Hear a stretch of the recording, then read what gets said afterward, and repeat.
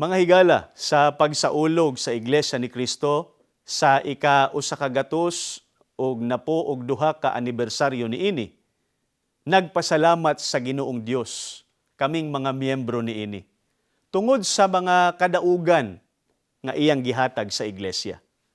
Nagtuo gayud kami nga mga miyembro sa Iglesia ni Cristo nga gituman sa Ginoong Dios ang iyang mga gisaad isip katumanan sa mga tagna o propesiya nga nahisulat sa Biblia.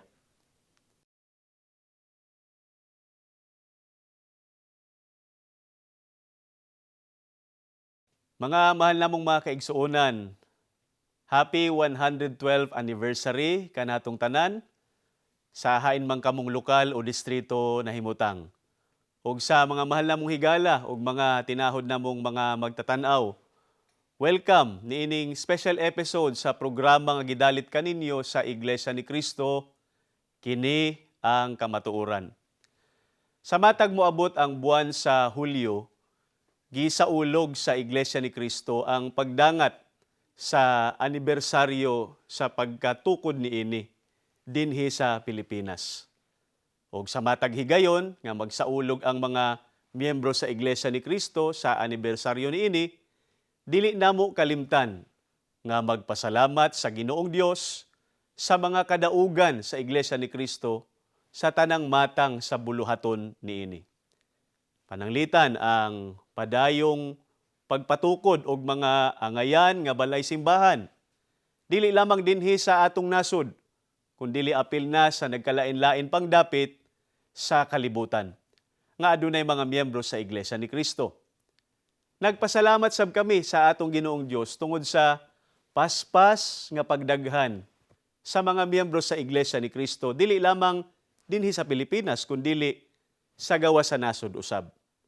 Nakaabot na ang Iglesia ni Cristo sa 169 ka mga nasod ug teritoryo sa tibuok kalibutan.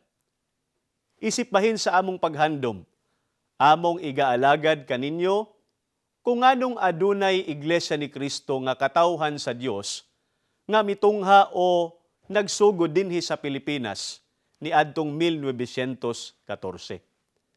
Unsa ba ang among pasikaranan? Sa pagsulti nga ang Iglesia ni Cristo mao ang katawhan sa Ginoong Dios sa atong panahon karon. Basahon nato ang nahisulat dinhi sa Isaias sa 43:5 hangtod 6. Paminawan ninyo. Fear not, for I am with thee. I will bring thy seed from the east and gather thee from the west. I will say to the north, give up, and to the south, keep not back. Bring my sons from far, and my daughters from the ends of the earth. Mga higala, ang maong bersikulo nga among gibasa, usa ka tagna o propesiya sa Ginoong Dios sa panahon pa ni Propeta Isaias. Miingon ang Ginoong Dios, dadon ko ang imong kaliwatan gikan sa silangan. Ang kaliwatan nga gipasabot mausab ang mga anak sa Dios nga nagagikan sa mga kinatumyan sa yuta. Adunay mga binilhong buta nga angay natong tin-awon pinaagi sa Biblia, mga higala. Una, pagadadon sa Ginoong Dios ang iyang mga anak nga lalaki ug babaye. Ikaduha, magagikan sila sa silangan.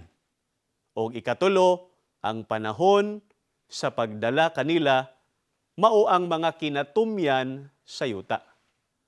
Mga higala, tagsa-tagsaon nato kini. Hain ba kining gipasabot sa Ginoong Dios nga iyang mga anak nga lalaki ug babaye? Aniya, basahon nato dinhi sa 1 Korinto sa 1 ug 9. Ingon niini ang inyong madungog. Matinumanon ang Dios nga pinaagi kaniya, gitawag kamo ngadto sa pagpakig-ambit sa iyang anak nga si Hesukristo nga atong Ginoo. Mga higala, sumala sa pahayag ni Apostol Pablo, ginatawag sa Ginoong Dios ang mga tao ngadto sa pagpakig-ambit sa iyang anak o sa Ginoong Hesukristo. Busa ang gipasabot nga pagdala sa Ginoong Dios sa iyang mga anak nga lalaki ug babay mao ang pagtawag niya kanila aron dadon ngadto sa Ginoong Hesukristo o aron mahimong matuod niya nga alagad. Nganong kinahanglan pa man nga tawagon sa Ginoong Dios ang tao aron dadon ngadto kang Kristo? Dili ba di ay mahimo nga mutuo lang ang tao sa Ginoong Hesukristo aron aduna siya'y pakig-ambit kaniya? O mahimo siyang iya sa Ginoong Hesukristo? Mahigala, paminawan ninyo ang tubag. Dinhi sa Juan, sa 6 og 44, ingon niini ang nahasulat. Walay tao nga makaduol kanako, gawas kung ang amahan nga nagsugo kanako, magadala kaniya, ug ako magabanhaw kaniya sa katapusan nga adlaw. Tinaw gayod mga higala ang pagtudlo sa Ginoong Hesukristo nga aron makaduol ang tao kaniya ug makig-ambit kaniya, angay silang dalhon sa amahan ngadto kaniya. Busa ang mga gisgutan sa propesiya nga mga anak sa Ginoong Dios nga mga lalaki ug babay nga mutungha gikan sa silangan, mao ang mga tao nga gidala ug gihiusa sa Dios sa iyang anak sa Ginoong Hesukristo. Hain man kining silangan, kundiin didto mutungha ang mga anak sa Dios nga mga lalaki ug babay, nga sila sab ang mahimong matuod nga mga alagad sa Ginoong Hesukristo. Atong basahon pag-usab ang propesiya o nahiunang pahayag sa Ginoong Dios nga nasulat sa Isaias sa 43 ug 5 sa Moffat Translation. From the far east will I bring your offspring, and from the far west I will gather you.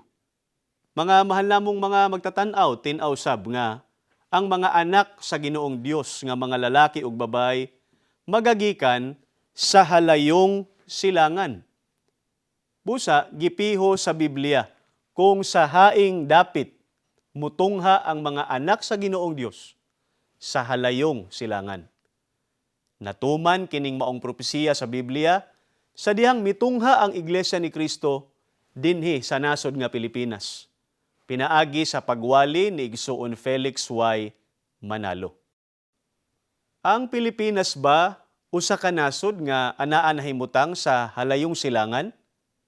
Ingon niini ang atong mabasa sa libro nga ginganlan og Asia and the Philippines. Gisulat sa usa ka paring Hiswita nga si Horacio de la Costa. It cannot be without significance that the country which stands almost at the geographical center of the Far East, the Philippines, should also be that in which Christianity has taken the deepest root. Gipamatud-an sa maong libro mga higala nga ang Pilipinas anaa sa kinatung-ang pangheograpiya o geographical center sa halayong silangan. Busa ang pagtungha sa Iglesia ni Kristo sa Pilipinas, dili sulagma lamang. Gitakda kini sa Ginoong Dios nga mahitabo. Og bililhon nga matiman-an sa mga nakisayod nga dili lamang ang dapit nga gigikanan sa maong buluhaton ang gipahayag sa propesiya, kundili gipahayag sab ang panahon sa pagtungha niini. Ug sumala sa gibasa nato kaganina sa Isaias 43:6, ang pagtungha sa mga anak sa Dios sa halayong silangan, mao ang panahong mga kinatumyan sa yuta. Unsa ba kining gipasabot nga mga kinatumyan sa yuta? Ang gipasabot ba niini mao ang katapusan sa kalibutan? Dili mga higala, tungod kay ang katapusan sa kalibutan mao naman ang katapusan sa tanang butang sa kalibutan. Apan tin-aw ang gipahayag sa propesiya nga aduna pay buluhaton ang Ginoong Dios nga pagdala sa iyang mga anak nga lalaki ug babay. Sa unsang paagi kita masayod kung ang panahon ana-ana sa mga kinatumyan sa yuta? Paminaw nato ang tubag sa Ginoong Hesukristo nga naisulat dinhi sa Mateo sa 24 o 33. Ingon usab kamo, kung hikit-an ninyo kining tanang mga butanga, hisayran ninyo nga ang anak sa tao haduol sa mga pultahan. Mga higala, unta, natagad ninyo, kining gipahayag sa Ginoong Hesukristo. Kung hikit-an ninyo kining tanang mga butanga, hisayran ninyo nga ang anak sa tao haduol sa mga pultahan. But unta namong ipatagad kaninyo mga higala nga kung haduol na ang katapusan sa kalibutan, adunay mga timailhan nga makita nga nagapanghitabo. Unsa kining mga butanga nga gipahayag sa Ginoong Hesus nga timailhan kung ang panahon anaa na sa mga pultahan o sa mga kinatumya na. Ingon niini ang gipahayag sa Ginoong Hesukristo. Dinhi gyapon sa Mateo, basahon nato ang 24:6-7. Og makadungog kamo og mga gubat og mga dinungog-dungog sa mga gubat. Magbantay nga dili kamo mga lisang, kay kinahanglan nga manghitabo kining tanang mga butanga. Apan dili pa mao ang katapusan. Kay magatindog ang nasod batok sa nasod, ug hangging harian batok sa gingharian. Ug muabot ang mga gutom ug mga kamatay, ug mga linog sa mga nagkalain-laing mga dapit. Ang unang timailhan, kung haduol na ang ikaduhang pag-anhi sa Ginoong Hesukristo, o panahon nga haduol na ang katapusan, sumala sa atong gibasa, mga higala, makadungog kamo og mga gubat og mga dinungog-dungog sa mga gubat. Unta, natagad ninyo mga higala nga, dili kini kasagaran lang nga gubat. Dili kini gubat lamang sa usa ka nasod, batok sa usa kalaing nasod. Tungod kay sumala sa sitas, mga gubat. O gisulti pa gani nga, dinungog-dungog. Unsa ba ang gipasabot? Niining gubat nga madungog-dungog. O basahon namo kaninyo, kining nasulat sa Mateo 24:6. Ingon niini ang pahayag sa Biblia. Makabati kamog mga gubat sa duol ninyo, ug mga balita mahitungod sa mga gubat sa halayo, apan ayaw kamog kabalaka. Kining mga butanga kinahanglan mahitabo, apan wala kini nagpasabot nga mauna ang katapusan. Mga higala, ang nahisulat nga dinungog-dungog nga gubat, mao ang mga balita mahitungod niini. Mahitabo kini tungod kay sa panahon nga haduol na ang katapusan, daghan ang managan ngadto nganhi ug ang kahibalo sa tawo muuswag. Kana gipahayag sa Daniel 12:4. Mao nga una pa miulbo ang unang gubat sa tibuok kalibutan ni adtong 1914. Naimbento na sa tao ang daghang kasangkapan o mga gamit, dili lang sa pakigubat mismo, kundili sa pagbalita sab. Kanus ba ni ulbo ang unang gubat sa tibuok kalibutan nga gipahayag sa propesiya sa Ginoong Hesukristo? Kung basahon nato sa libro nga ginganlan og The Story of the Great War, Volume 2, ingon niini ang nasulat mga higala. Paminawan ninyo. The first great campaign of the southeastern battlegrounds of the Great War began on July 27, 1914, when the Austrian troops undertook their first invasion of Serbia. Ang gubat nga gisgutan, mao ang miulbo ni adtong Hulyo 27, 1914. Gitawag kini og The Great War o First World War. Mga higala, bililhon gayod nga atong masabtan. Sumala sa gipahayag sa Ginoong Hesukristo nga sa pag-ulbo sa unang gubat sa tibuok kalibutan, nagsugod na sab ang panahong mga kinatumyan sa yuta o haduol na ang katapusan. Ug sumala sa unang gipahayag sa Ginoong Dios, ang pagdala sa iyang mga anak nga lalaki o babay gikan sa halayong silangan kaysa panahon nga mga kinatumyan sa yuta. Kanus aba na rehistro ang Iglesia ni Cristo sa gobyerno sa Pilipinas? Ni adtong Hulyo 27, 1914. Dungan sa pag-ulbo sa unang gubat sa tibuok kalibutan. Busa kung unsa ang gipahayag sa Ginoong Dios kaniadto pinaagi sa tagna og propesiya, mausab gayud ang natuman. Mao nga ang pagtungha sa Iglesia ni Cristo sa Pilipinas usa ka katumanan sa gitakda sa Ginoong Dios nga gitugot niya nga mahisulat sa Biblia. Aduna sabay tagna o propesiya ang Ginoong Dios mahitungod sa nahitabong pagkaylap sa Iglesia ni Cristo sa halayong kasadpan ug sa nagkalain-laing dapit sa kalibutan. Mahigala mao na ang atong paghisgutan sa atong pagbalik.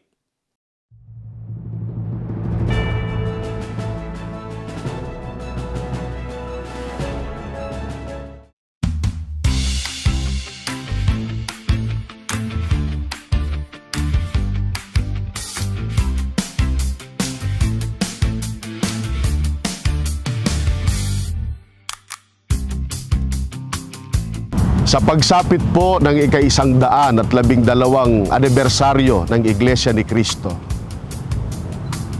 kami po ay nagpupuri at taus-pusong nagpapasalamat sa ating Panginoong Diyos sa mga parada ng tagumpay na Kanyang ipinagkaloob sa Kanyang bayan sa mga huling araw. Sa pangunguna po ng ating pinakamamahal na tagapamahalang pangkalahatan, ang kapatid ni Eduardo V. Manalo, at ng ating pangalawang tagapamahalang pangkalahatan, ang kapatid na Angelo Eranio V. Manalo. Kami po sa Distrito Eklesyastiko ng Cebu City, Cebu, ay bumabati sa lahat ng mga kapatid sa buong daigdig. Pangunahin na po sa ating tagapamahalang pangkalahatan at sa kanyang buong sambahayan, at sa ating pangalawang tagapamahalang pangkalahatan at sa kanyang buong pamilya. Kami po ay bumabati ng Happy 112th Anniversary po!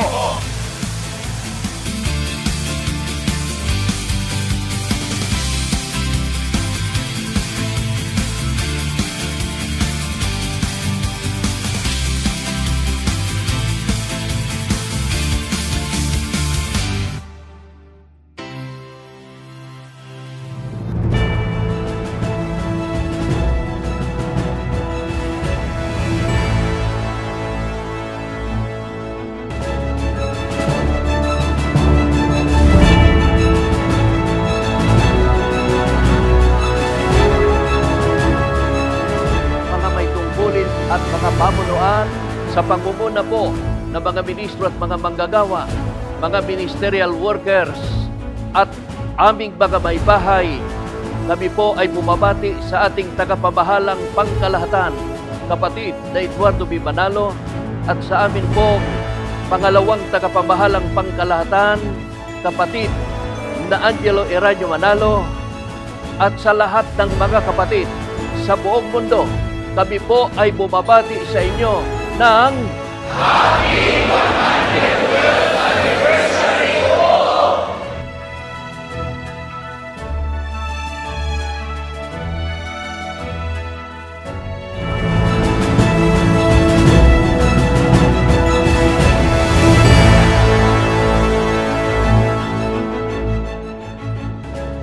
Natupad at patuloy na natutupad ang mga pangako ng Panginoong Diyos sa sugo at sa kanyang gawain sa mga huling araw. 112 taon ang lumipas. Sa tulong at awa ng ating Panginoong Diyos, ang Iglesia ni Cristo sa iba't ibang panig ng mundo ay patuloy sa pagtatagumpay sa iba't ibang larangan ng mga gawain. Kami po na mga ministro, manggagawa, kasama ang aming pamilya, ang lahat ng mga may tungkulin at mga kapatid sa Distrito Eklesyastiko ng Cebu City, Cebu ay nagagalak at taus-puso na bumabati sa ating tagapamahalang pangkalahatan, ang kapatid na Eduardo V. Manalo. Sa pangalawang tagapamahalang pangkalahatan, ang kapatid na Angelo Eranio B. Manalo, sa kani-kanila pong sambahayan at sa lahat ng mga kapatid sa buong mundo ng Happy 112th Anniversary po! Purihin po ang Panginoong Diyos at ang ating Panginoong Jesucristo.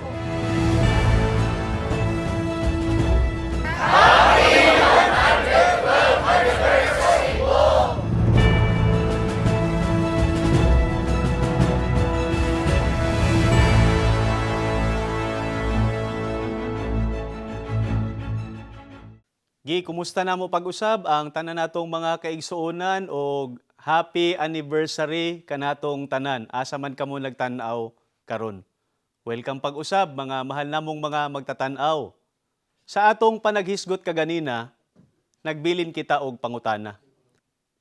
Aduna ba usay tagna o propesiya ang Ginoong Dios? May tungod sa nahitabong pagkaylap sa Iglesia ni Kristo sa halayong kasadpan o sa nagkalain-laing dapit sa kalibutan? Aduna, mga mahal namong higala. Paminawan ninyo ang lain pang propesiya sa Biblia nga natuman sa Iglesia ni Kristo. Dinhi sa Isayas sa 59 o 19. Tungod ni ini sila mahadlok sa ngalan sa Ginoo, gikan sa kasadpan, ug sa iyang himaya gikan sa sidlakan, kay siya muanhi sama sa magbaha nga suba, nga gihuyop sa hangin sa Ginoo. Matagad ninyo mga higala ang gisulti sa tagna, tungod ni ini sila mahadlok sa ngalan sa Ginoo sa kasadpan. Sa ato pa, dili kini magpabilin lamang sa halayong silangan. Gitagna nga inigabot sa panahon nga kining maong buluhaton nga nanukad sa sidlakan o halayong silangan, mahimayaon o madaugo na, makaabot kini sa kasadpan. Sa unsang bahin sa kasadpan, unang makaabot ang buluhaton sa Ginoong Dios nga nanukad sa halayong silangan. Basahon nato ang propesiya sa Isayas 43:5 sa Moffat Translation. From the far east will I bring your offspring, and from the far west I will gather you. Kung adunay propesiya ang Ginoong Dios, mahitungod sa pagdala o pagtawag niya sa iyang mga anak sa halayong silangan, aduna say propesiya ang Ginoong Dios, mahitungod sa panagkatigom sa halayong kasadpan sa iyang mga alagad nga nanukad sa halayong silangan. Unsa-unsa ba ang mitibuok sa far west o halayong kasadpan nga didto gitakda sa Ginoong Dios ang panagkatigom sa iyang mga alagad nga nanukad sa halayong silangan? Ug sa unsang paagi ba kini natuman? Ani dinhi sa World Almanac. Ingon niini ang nasulat. Paminawan ninyo mga higala. Far west, California, Nevada, Oregon, Washington, Alaska, Hawaii. Kining atong gibasa gikan sa maong libro. Mao ang mga estado sa Amerika nga nahimutang sa kasadpan nga bahin niini. Ug sama sa inyong nadungog, ang maong mga estado anaa sa far west. Natuman ba usab kining maong gitakda sa Ginoong Dios nga makaabot ang iglesia sa nahisgutang mga dapit sa halayong kasadpan? Ang maong propesiya nagbaton og katumanan. Sa dihang gibuhat ang usa ka panagkatigom sa mga alagad sa Ginoong Dios gikan sa Pilipinas ngadto sa halayong kasadpan.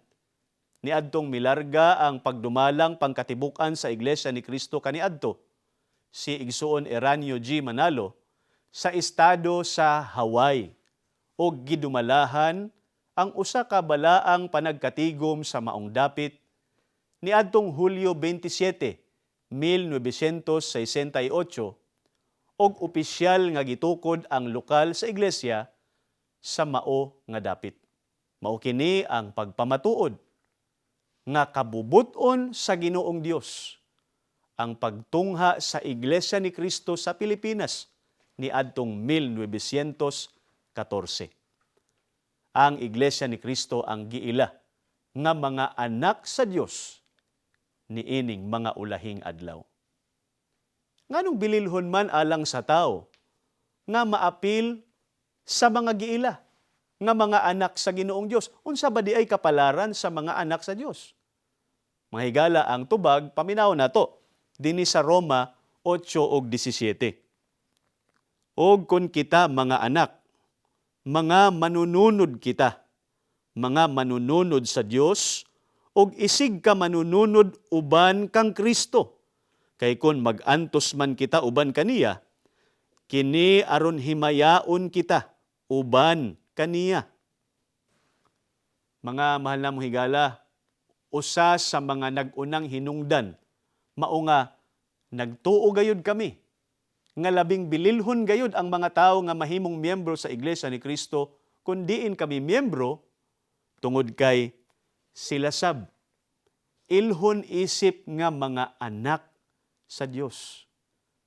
Ang mga giila nga anak sa Dios, ang mga manununod sa Dios, ug isig ka manununod uban kang Kristo. Nasayod kita kung unsa ang ilang madawat, ang kaluwasan ug ang kinabuhing walay katapusan. Mao nga giila namo, isip labing dakong grasya, kining among nadawat ni adtong gitawag kami sa Iglesia ni Cristo.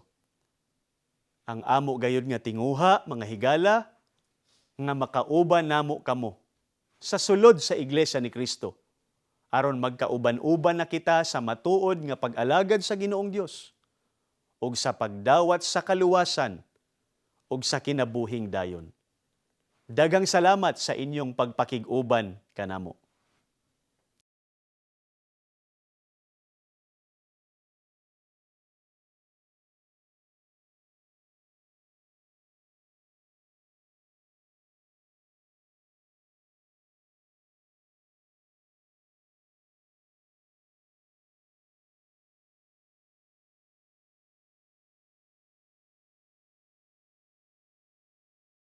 Sa amin pong pinakamamahal na kapatid, ang kapatid na Eduardo V. Manalo, ang aming tagapamahalang pangkalahatan, at sa aming minamahal na kapatid, kapatid na Angelo Eranio V. Manalo, ang aming pangalawang tagapamahalang pangkalahatan, at sa lahat po ng mga kapatid sa buong mundo. Mula po sa mga bumubuo ng programang Kini ang Kamatuuran, kami po ay buong kagalakang bumabati sa inyo ng Happy 112th Anniversary po